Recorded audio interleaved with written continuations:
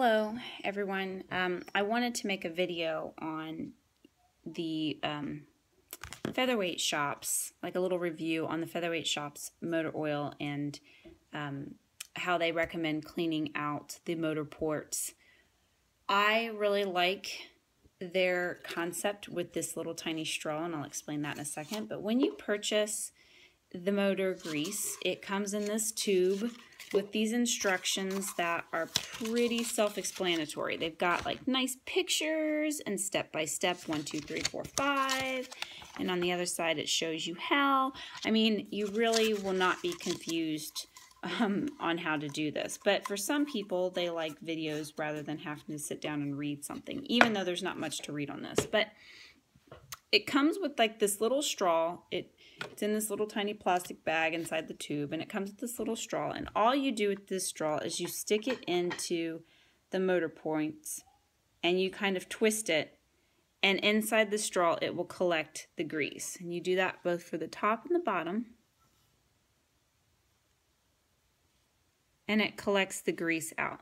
And I like to take like either an old needle or a skinny toothpick. Don't take a fat one because you'll get it stuck in there. I got the last one stuck in my other straw. I'm going to have to see if Steven can get it out because I sure can't. And I always just wipe off the old grease to get it out of the straw. So that way, when I go to do it for another motor, it's not compacting the grease in there. And it's allowing it just to get everything really nice and clean. So that's all you do. You just put that in there and take it and go. And like I said, I just clean out my straw. And then on this motor grease, it's placed in like a syringe.